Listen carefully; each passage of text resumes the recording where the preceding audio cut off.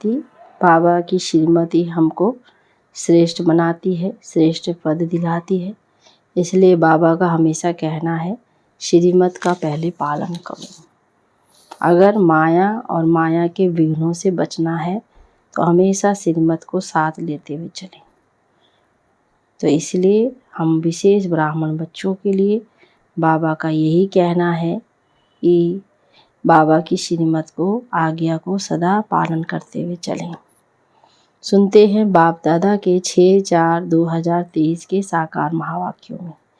बाबा बोले, मीठे बच्चे, ऐसी कोई गफलत मत करो जिससे माया को थप्पड़ लगाने का चांस मिले। अगर श्रीमत पर नहीं चलेंगे तो माया थप्पड़ मार मुंह फेर देगी। प्रश्न में सूर्यवंशी राजधानी में एयर कंडीशन टिकट लेने का आधार क्या है, वह किन्हें प्राप्त होती है? उत्तर में सूर्यवंशी राजधानी में एयर कंडीशन टिकट लेने के लिए हर कदम श्रीमत पर चलना पड़े, अपना सब कुछ बाप पर अर्पण करना पड़े। जो पूरे अर्पण होते हैं वही साहूकार बनते हैं। सूर्यवंशी राजधानी है ही एयर कंडीशन। तुम्हारी एम ऑब्जेक्ट ही है सूर्यवंशी पद प्राप्त करना। बाकी नंबरवार पद तो है ही। गीत है वह बड़ा खुशनसीब है। ओम शांति। इस गीत के अर्थ को तुम ब्राह्मण कुलभूषण बच्चे ही जानते हैं। अभी तुम बच्चे ही ब्राह्मण संप्रदाय फिर दैवी संप्रदाय बनेंगे। बच्चों को बाप बैठ समझाते हैं, जबकि बेहद का बाप सम्मुख है और उससे बेहद का वर्षा मिल रहा है। बाकी और क्या चाहिए? भक्ति मार्ग कब से चलता है यह भी कोई को पता नहीं। भक्ति मार्ग वाले भगत भगवान को अथवा ब्राइड्स ब्राइडग्रूम को याद करती हैं, परंतु वंडर यह है बाप को जानते नहीं। ऐसा कब देखा? सजनी साजन को नहीं जाने तो याद कर कैसे सके? भगवान तो सबका बाप ठहरा। बच्चे बाप को याद करते हैं, परंतु पहचान बिगर याद करना सब व्यर्थ है। इसीलिए याद करने से कोई फ़ायदा नहीं निकलता। याद करते करते कोई भी उस एम ऑब्जेक्ट को पाते नहीं। भगवान कौन है, उससे क्या मिलेगा, कुछ भी नहीं जानते। इतने सब धर्म है, क्राइस्ट, बौद्धि आदि प्रेसिडेंट अथवा धर्म स्थापन करने वालों को उनके फॉलोअर्स याद करते हैं, परंतु उनको याद करने से हमको क्या मिलना है, कुछ भी पता नहीं है। इससे तो अपनी जिस्मानी पढ़ाई अच्छी है। एम ऑब्जेक्ट तो बुद्धि में रहती है ना। बाप से क्या मिलता है, टीचर से क्या मिलता है वह समझ सकते हैं। गुरु से क्या मिलता है यह कोई भी नहीं समझ सकते। अब तुम बच्चों को निश्चय हुआ है कि हम बाप के बने हैं। बाबा हमको 5000 वर्ष पहले मुआफिक आकर के स्वर्ग का मालिक बनाते हैं अथवा शांति धाम का मालिक बनाते हैं। बाप कहते हैं, लाडले बच्चों, तुम मुझसे अपना वर्षा लेंगे ना? सब कहते हैं हाँ बाबा, क्यों नहीं लेंगे। अच्छा, चंद्रवंशी राम पद पाने में राजी होंगे। तुमको क्या चाहिए? बाप सौगात ले आए हैं। तुम सूर्यवंशी लक्ष्मी को वरेंगे या चंद्रवंशी सीता को? श्री राम के पुजारी श्री कृष्ण का नाम सुनना नहीं चाहते हैं। श्री राम को त्रेता में, श्री कृष्ण को फिर द्वापर में ले गए हैं। वे समझते राम बड़ा है। ये उन्हों का आपस में झगड़ा हो जाता है, जैसे छोटे बच्चों का झगड़ा होता है ना। बाप बैठ समझाते हैं हूबहू, जैसे कल पहले समझाया था फिर से समझा रहे हैं। तुम फिर से आकर वर्षा ले रहे हो। तुम्हारी एम ऑब्जेक्ट है ही बेहद का वर्षा लेने की। वह है सूर्यवंशी राज्य पद। सेकंड ग्रेड है चंद्रवंशी। जैसे एयर कंडीशन से ऊंच तो कुछ होता नहीं। Air condition first class second class होता है ना। तो सतयुग की पूरी राजधानी एयर कंडीशन समझो फिर है फर्स्ट क्लास। तो बाप कहते हैं तुम एयर कंडीशन का सूर्यवंशी राज्य लेंगे और चंद्रवंशी फर्स्ट क्लास का, इससे भी कम तो फिर सेकंड क्लास में नंबरवार वारिस बनो, फिर तुम पीछे पीछे आकर राज्य करेंगे। नहीं तो थर्ड क्लास पर जा, फिर उनमें भी टिकट रिजर्व होती है। First class reserve, second class reserve, नंबरवार दर्जे तो होते हैं ना। सुख तो वहाँ है ही, बाकी कंपार्टमेंट तो अलग अलग है। साहूकारी आदमी टिकट लेंगे एयर कंडीशन के। तुम्हारे में साहूकार कौन बनते हैं, जो सब कुछ बाप को दे देते हैं।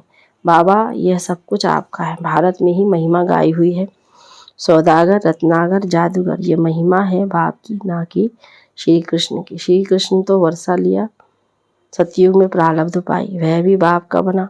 प्रारब्ध कहीं से तो पाई होगी ना। लक्ष्मी नारायण सतयुग में प्रारब्ध भोगते हैं। अब तुम बच्चे अच्छी रीति जानते हो, जरूर उन्होंने पास्ट में प्रारब्ध बनाई होगी ना।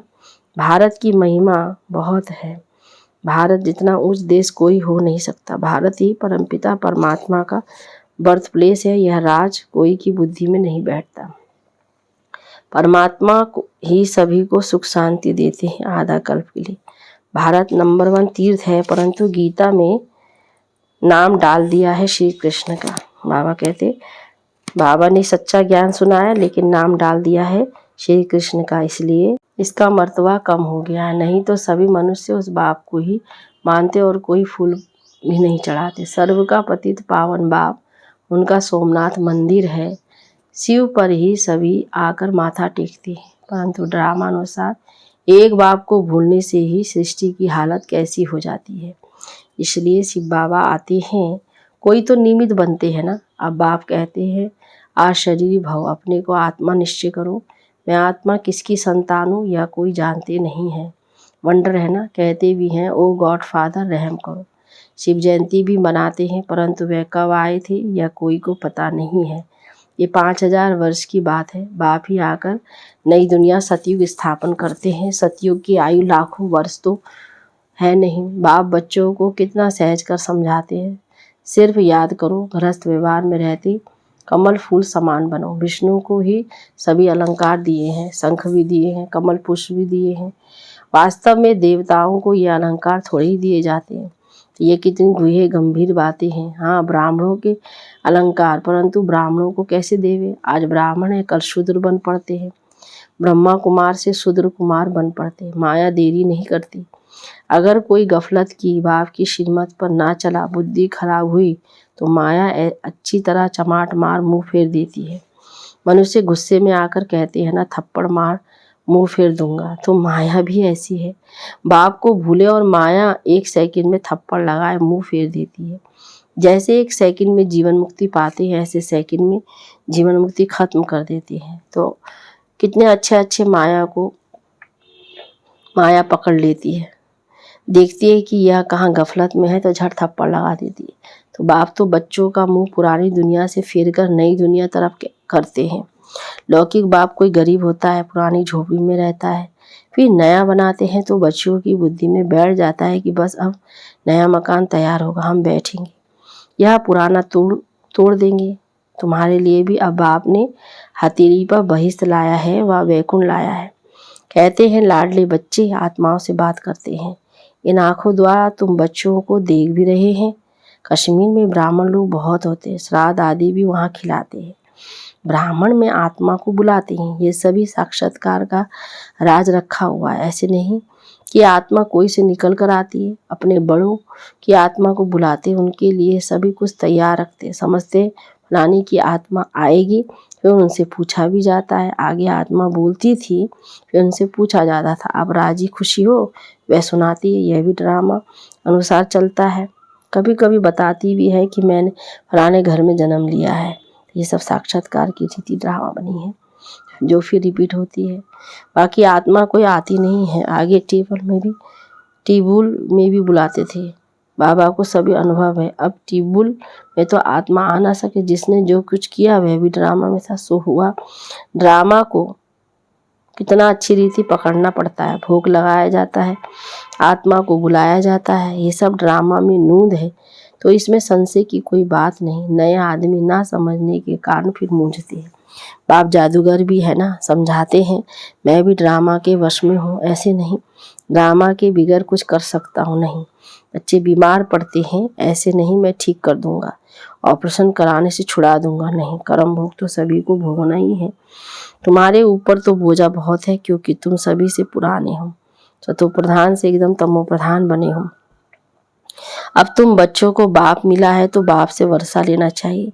तुम जानते हो कल्प कल हम ड्रामा अनुसार बाप से वर्षा लेते हैं। जो सूर्यवंशी चंद्रवंशी घराने के होंगे वे अवश्य आएंगे। जो देवी देवता थे फिर शूद्र बन गए हैं, फिर वही ब्राह्मण बन दैवी संप्रदाय बनेंगे। यह बातें बाप बिगर कोई समझा ना सके। बाप को बच्चे कितने मीठे लगते हैं। कहते हैं तुम वही कल्प पहले वाले मेरे बच्चे हो। मैं कल्प कल्प आकर तुमको पढ़ाता हूँ, तो कितनी वंडरफुल बातें हैं। निराकार भगवान वाच, शरीर से वाच करेंगे ना, शरीर अलग हो जाता है तो आत्मा वाच कर ना सके, आत्मा डिटैच हो जाती है। अब बाप कहते हैं आज शरीरी भव, ऐसे नहीं प्राणायाम आदि चढ़ाना है, नहीं, समझना है मैं आत्मा अविनाशी हूँ, मेरी आत्मा में 84 जन्मों का पाठ भरा हुआ है। बाप खुद कहते हैं मेरी आत्मा भी जो एक्ट करती है वह पाठ सारा भरा हुआ है। भक्ति मार्ग में भी वही पाठ चलता है। कोई ने शराब पिया ही नहीं तो टेस्ट का पता कैसे हो सकता है। ज्ञान भी जब लेवे तब पता पड़े, ज्ञान से ही सदगति होती है। बाप कहते हैं मैं सर्व का सदगति दाता हूँ। सर्वोदया लीडर्स है ना, कितने किस्म किस्म के हैं। वास्तव में तो सर्व पर दया करने वाला बाप है ना। सभी कहते हैं हे भगवान रहम करो, तो सभी पर रहम वह करते हैं, बाकी सब है खुद के रहम करने वाले। बाप तो सारी दुनिया को सतो प्रधान बनाते हैं, उसमें तत्व भी आ जाते हैं। यह काम एक परमात्मा का ही है। तो सर्वोदया का अर्थ कितना बड़ा है, एकदम सर्व पर दया कर रहे हैं, कर देते हैं। स्वर्ग की स्थापना कि में कोई भी दुखी नहीं होता। वहाँ नंबर 1 फर्नीचर वैभव आदि मिलते हैं।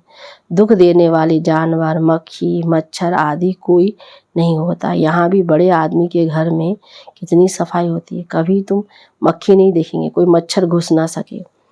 बाबा कहते स्वर्ग में कोई की ताकत नहीं जो ऐसे गंद करने वाली कोई चीज़ हो, है ना। जब ऐसी कलयुगी दुनिया में अच्छे अच्छे घर में भी कोई मक्खी मच्छर नहीं होता है तो बाबा कहते वो तो सतयुग है ना। तो बाबा ने कहा नहीं, नेचुरल फूलों आदि की खुशबू रहती है। तुमको सूक्ष्मतन में शिव बाबा सूबी रस भी पिलाते हैं। अब सूक्ष्मतन में तो कुछ है नहीं, ये सब साक्षात्कार है। वैकुंठ में कितने अच्छे फल बगीचे आदि होते हैं, सूक्ष्मतन में थोड़ा ही बगीचा रखा है।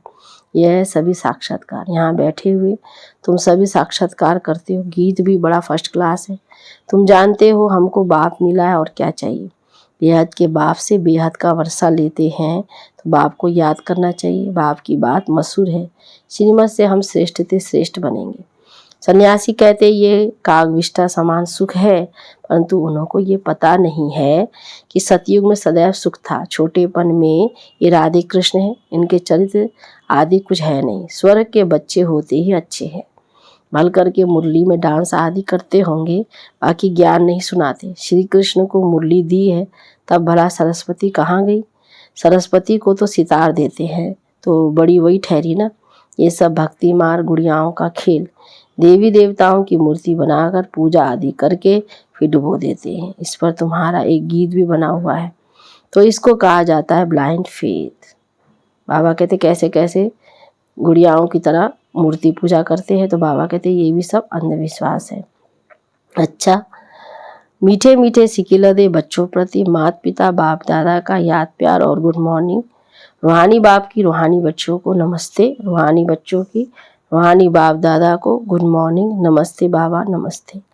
धारणा के लिए मुख्य सार में पहली पॉइंट, हर एक इस ड्रामा के वश है। इस ड्रामा को किसी भी सीन को देखते संशय नहीं उठाना है। ड्रामा की हर राज को अच्छी रीति समझकर अडोल रहना है। दूसरी पॉइंट, अपने को अविनाशी आत्मा समझ इस शरीर से डिटैच हो आज शरीरी बनने का अभ्यास करना है। वरदान में करावन हार की स्मृति द्वारा बड़े से बड़े कार्य को सहज करने वाले निमित्त करण हार भव। बाप दादा स्थापना का बड़े से बड़ा कार्य स्वयं करावनहार व निमित्त करणहार बच्चों द्वारा करा रहे हैं। तो करण करावनहार इस शब्द में बाप और बच्चे दोनों कंबाइन है। हाथ बच्चों का है और काम बाप का। हाथ बढ़ाने का गोल्डन चांस बच्चों को ही मिला है, लेकिन अनुभव यही करते हो कि कराने वाला करा रहा है, निमित्त बनाए चला रहा है। हर कर्म में करावनहार के रूप में साथी हैं। स्लोगन में ज्ञानी तो आत्मा वह है जो अर्जी डालने के बजाय सदा राजी रहे। अच्छा ओम शांति। अच्छा ओम शांति।